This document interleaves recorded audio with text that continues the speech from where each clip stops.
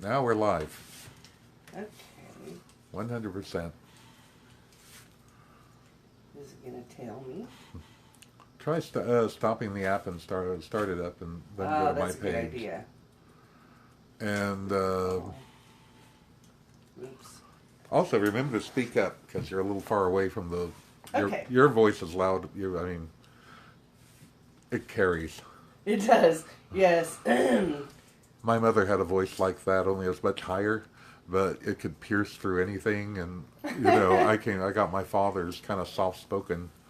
Yeah, people have heard me from like a block away. And at night, here's the funny thing. At night, my roommate Rose and I, and Iva sometimes, we like to go sit out on the porch and smoke and drink and chat. Right. And the way our house is situated, our porch is like an amphitheater, and it just goes all over the neighborhood from our porch, and there's a lot of cackling. Well, we already have 3 people watching, so I say we start. Okay. So, I'm Wilhelm Murg. I'm here in the boudoir salon of Jyl Johnson, who is going to be in the Blue Whale Comedy Festival coming up. Cool.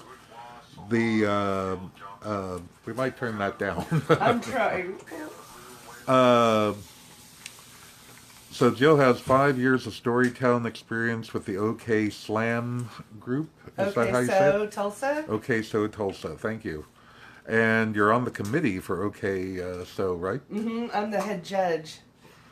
And it's a lot of barely any responsibility. Yeah, but totally in my skill set. I can judge. I can judge like crazy. I'm judging right now. And you're on the panel of Red Earth Creative Writing, MFA? I did do that for Janetta Calhoun-Mish, who's our state's current poet laureate. She invited me to do that. Very nice. Did that with Jeff Martin. He was on that panel too. And you spent 30 years as a stylist? Uh-huh. And if people wanted you to style their hair, where would they go? Oh, it would be terribly sad because I'm not taking any clients. You're that They would booked up. have to make me. At this point, here's the beauty. This is the beauty of my whole entire life at this moment is that I have arranged it to where I only work with people I love. Wow. I have 0 a-holes that I have to deal with on a daily basis. Everybody I work with is somebody I love. And they pay me money. So, Yeah. if I fall in love with them, I'll do their hair. And I don't mean romantic love, Right. because I'm not that person. So, to continue all this, 2 years as a volunteer you've been 2 years in comedy, and you're volunteering at Blue Whale Comedy. Is this your second year of this, or? I would be a 3rd-year volunteer, but this year I'm performing. Okay. I was too chicken last year to submit. And you're going to perform tomorrow at the Sound Pony Friday night at the Oki Showcase? Yeah, so the Sound Pony show is great because it has like 20 local comedians. Tulsa has a lot of really funny people. But this particular showcase is for local comedians, so people can come out and see, a whole bunch of people in one night, and then they're doing it again the next night on Saturday, but I will be not on that show because But Saturday you'll be at the Canes. Yeah, Saturday I'll be at the Canes doing the OK So, no joke. It's a curated storytelling and comedy. TJ Clark is also telling a story. He's hilarious. I highly recommend seeing him. I think there's a celebrity that is going to be on it. You didn't hear it from me. And let's see what else. And we should mention... Oh, one more thing. Please. Sorry, that has nothing to do with me, but... Your show. Saturday night, I think it's Saturday night at 11, is the roast battle, which is going to be off the hook. Everybody's so tripping out about writing great insults. Where's that going to be? Yeah, and they've already been matched up. So they've been matched according. I don't even know who came up with who's battling who, but it's a great lineup, and I can't wait. And where's that happening? That is going to be happening at Inner Circle Vodka Bar at 11 p.m. I think Saturday night. Okay. But you can find out at bluewhale.com. Check your local listings. Check. Yes. And we should mention Iva O'Shea is doing your hair as we speak because you're such a busy person. My hair concierge. So, start the beginning on the comedy. I mean, I guess the storytelling comes in, the comedy comes out of that. I mean, actually... Where does it all begin? Doing hair... I mean, when you're standing behind... When you're in this position right here, you hear a lot of stuff. And when I started doing hair, I was in my early 20s. And I trained under people like Iva, who were like the really hip people in town. Right. And they pretty much poisoned me and turned me into this person. But it's a very entertaining persona behind the chair. You get to tell a lot of crazy stories and entertain your clients. And when I got boring, when I had my child and quit going out and partying, I lost a lot of clients because they were like, they didn't want to hear about diapers and baby vomit and sleepless nights. They were like, oh, you haven't done anything fun? I'm like, no! They went and found some probably younger, funner, more fun stylist. Well, did you ever take like writing courses or? I've always taken a lot of writing, kind of any chance I get. I went to TCC, and I don't really like school, but I took all the every English and creative writing class I could. Yeah. And then they were finally like, Jill, you have to take other classes or go away. And so I was like, okay, bye. They should come over to TU. They let me take English and nothing else. I've been like a junior college student since 1988. Yeah. Still don't have my associate's degree. Wow. But a lot of education. Yeah. Well, the best education you get or for me, it was, I worked at, while I was going to beauty school, I worked at Aquarian Age as a massage therapist. Oh, yeah. And so I spent a lot of time in the bookstore reading up on the occult, and I'd just come out of it was an interesting transition for me because I had just spent 3 years in a Christian children's home. Wow. So I was I was like a mole woman coming in and learning all these devil things. And I was like, this is so fun. Well, back in the 80s, I don't remember, they wouldn't allow like Anton LaVey or any of that in there. Did they allow that later on? Yeah. Well, shit, by the time, sorry, I didn't mean to cuss. By the time I worked there, it was like the go-to place for all things occult. I remember learning about the Anarchist Cookbook there, which had all the good information before we had internet. Now you can download it. I was just thinking about that, how they'll never have that experience of stumbling upon the Anarchist Cookbook. you know? You pick up a book just to see what it is sometimes. I know. They're like bookstores. What's a bookstore? Yeah. Oh my God, this is so cute! I'm so lucky to have Iva O'Shea as my stylist. This bitch. That's sweet. She is a true sculpture artist. It's so fun getting a haircut by her. You feel like you're on stage at a hair show and you have to make a sexy model face the whole time. Yeah. That's the one right there. So, let me have some face. So from all the creative writing, that would take you directly into Story Slam, or? I wish. No, I got obsessed with The Moth and all of those Snap Judgment and I don't know. I'm sorry. All of those things, I got really obsessed with them. And I had PRX on satellite radio, and they had all these great storytellers. I got obsessed. I would sit out in my car and I would listen to stories all night long, memorize them. And then my friend Branda contacted me and said, I want to start a story slam. And I got super excited. And so her and her friend Michelle started it. And I just, at first, started going to support them. But I couldn't stand it. I had to get into it.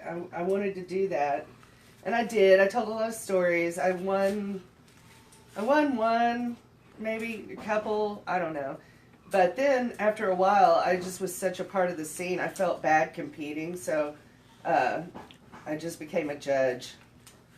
Sometimes I go tell stories or teach story workshops at women's retreats and stuff. So, how did the comedy come out of the story slam? Comedy's just always been there. I probably should have been a comedian 30 years ago, but didn't. It never really, nothing that fantastic ever really seemed within my reach. I don't know why. I think I was just too busy partying to make anything happen. Well, I think, I was busy collecting material. Well, comedy isn't something people think of as a profession or something you do. I mean, it's something some guy on television does. Well, it's certainly not for the money, because we don't make any.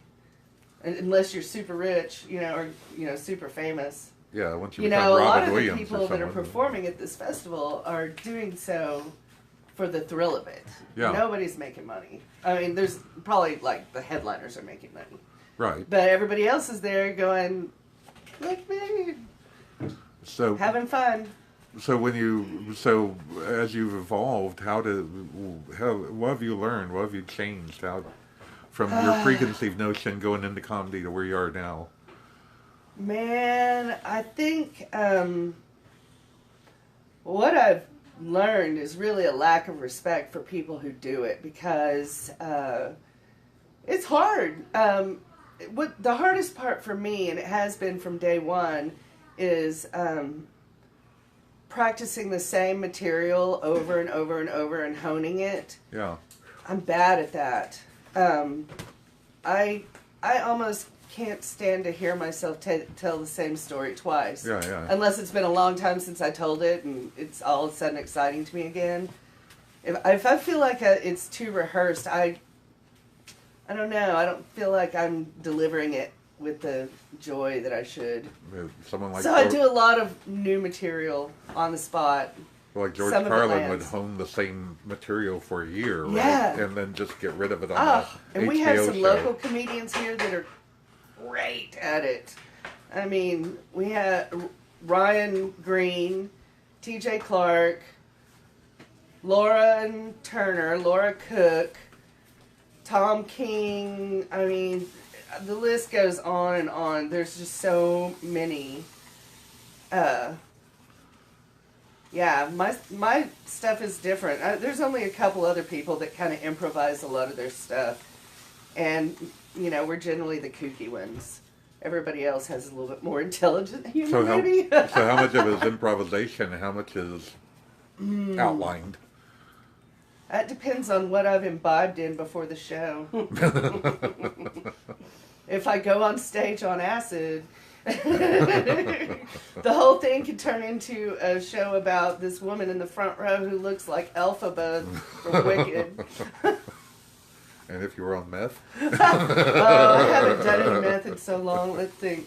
That's probably a good thing. If I did meth, I would probably talk nonstop about how I have the greatest ideas in the world.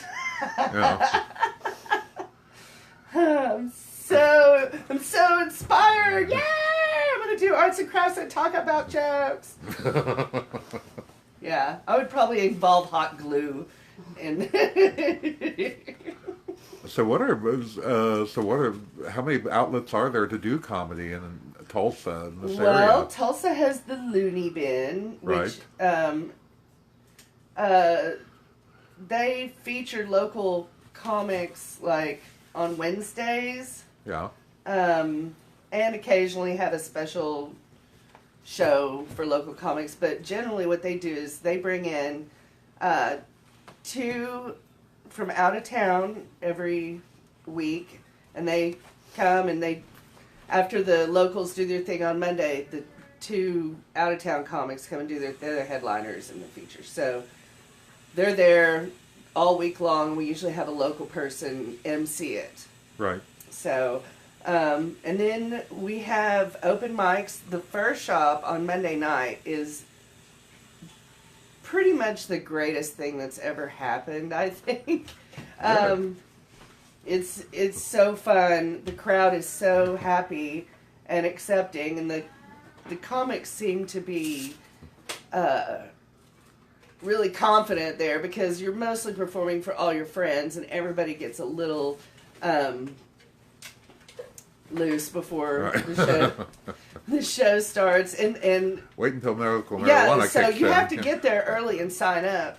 Yeah. And they only take the first 15 people, and then if it's a night that's going pretty well, they'll do some overflow if it goes along well. But it's like an hour and a half of 4-minute sets, and it's exciting. It's fun.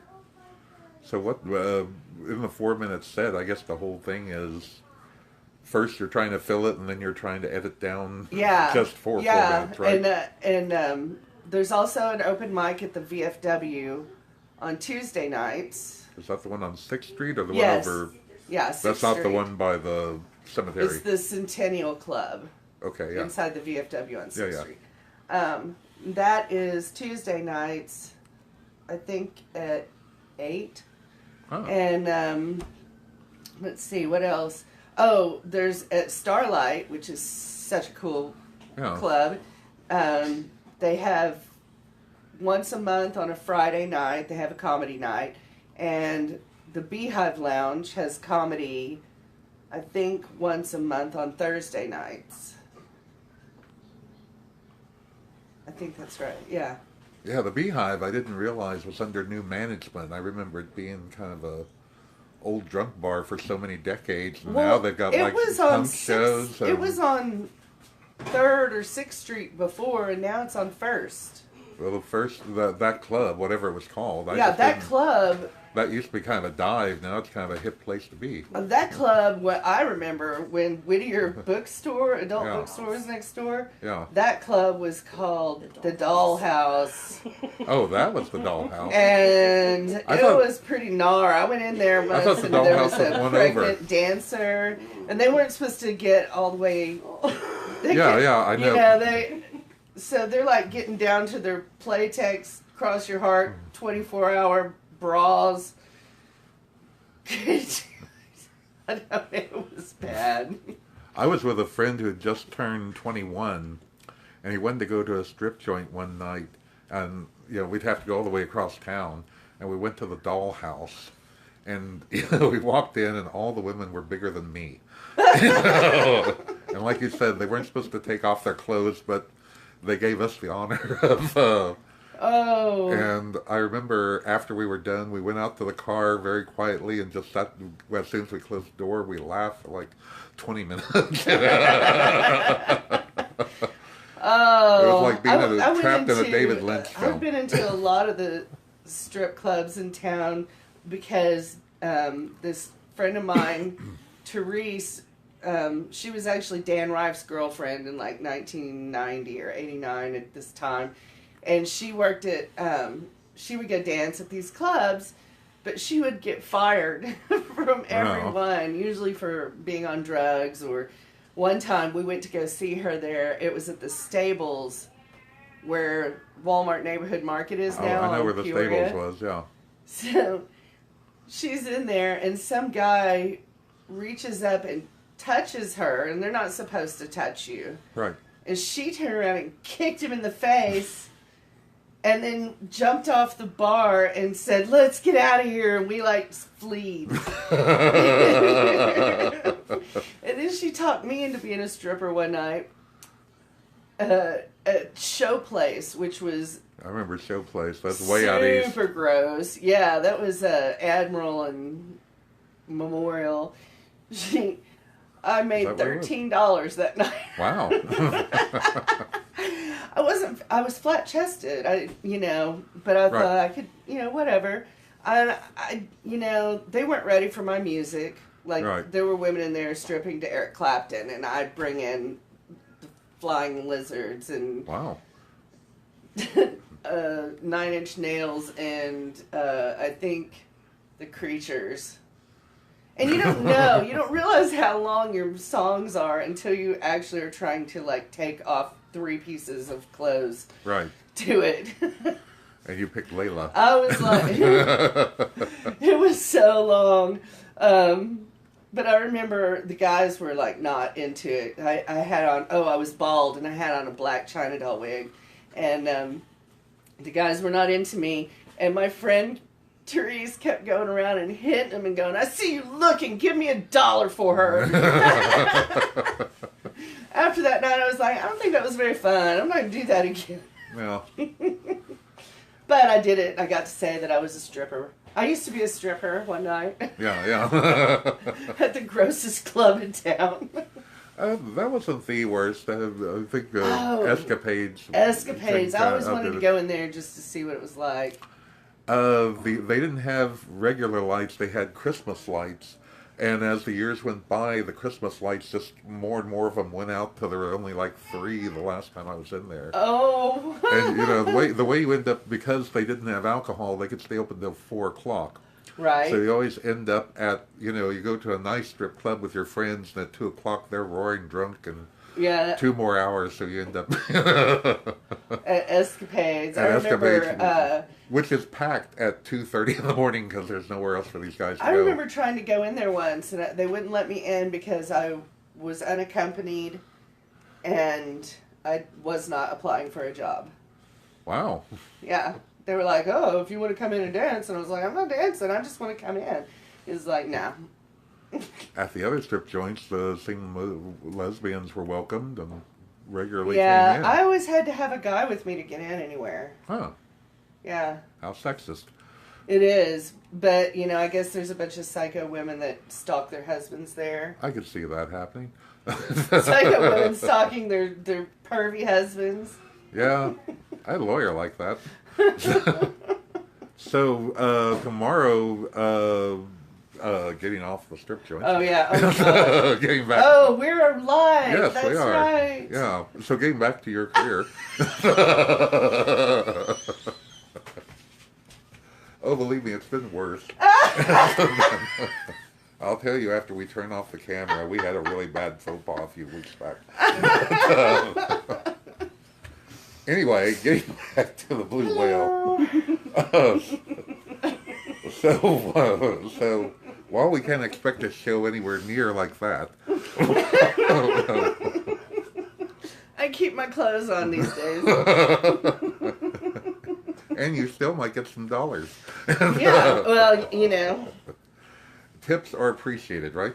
Yeah, oh, regardless. Yeah, regardless. Know what? I'm always super shocked when people tip at comedy shows, but I'm not against it. I'm for it. Yeah, yeah. I'm for tip. You know what? I tip everyone for everything. Yeah. And I think that it's a good practice. So tomorrow. So I guess I was also going to ask you about the Stand Up for Social. Stand Up for Social Justice. Yeah. Is going to be at All Souls on what did I say? September. Oops, that's not. We're coming up with that date here. Yes. Okay. That will be September 12th. And about 6 o'clock, they'll be serving food. And then at 7, they'll start the show. There will be stand-up, there will be storytelling, there will be probably poetry, there will be, probably some music. I don't even know what else is going to happen. Which church are we at? Oh, at All Souls on 29th and Peoria. Okay, Brookside. Yeah, Brookside. It's big white church, can't miss it. All people are welcome. Right. Then I also booked a show for the following Wednesday night at Looney Bin. Oh. On 68th and Memorial. It's back behind Red Lobster by Shogun. It was back by where the old cinema was. Yeah. Okay, yeah. Okay. You're over there Looney by Bin. Vintage Stock. It's a corner nook. You're over there by Vintage Stock. And Yeah. Yeah. Our favorite new Middle Eastern restaurants over there. Oh, I have. Which I would plug if I could remember their name.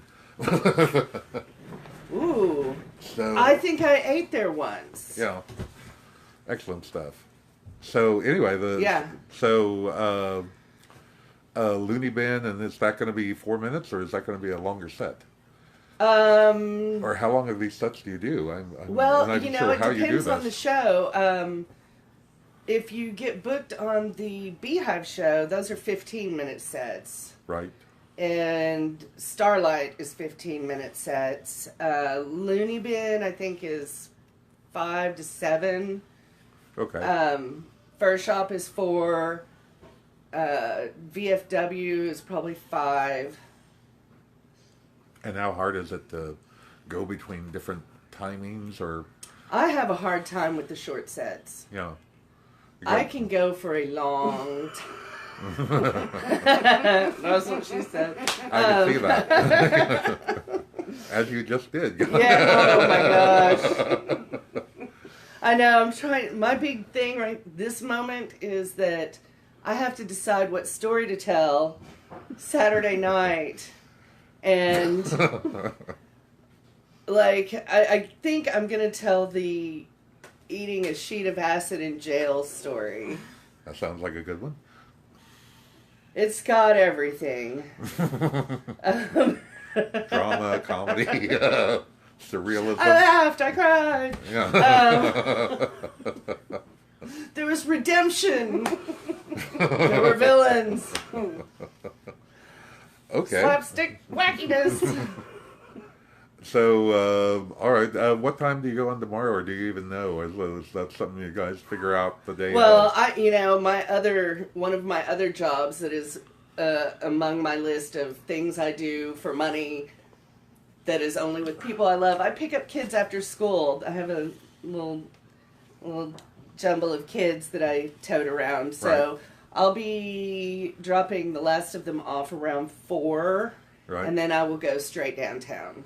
Okay. I will be heading down to Sound Pony ASAP around 4. All right. All right. And then be there all evening. And all day the next day. And then a whole evening. It's going to be great. Come out! Well, I'm glad we caught you before they wear you down. Oh my gosh. Right now I'm just like, adrenaline. Even comedy can be Yeah. wearing after a while, right? Yeah, we're having a private comedy party too on Sunday night, which that's going to be 3 long comedy party days in a row. This is our Super Bowl, but it's like a 3-day long thing, and by Monday everybody's going to be dead. And next week we are all going to be terrible at everything we do. Okay. Well, I think that's basically what we needed. Great. Thank you, We'll Wilhelm. see you tomorrow night, and hopefully we'll be able to find you somewhere in all that mess. That would be great. I hope to see you. All right. Thank you so much. We'll talk to you soon. Wave Peace. goodbye. Adios.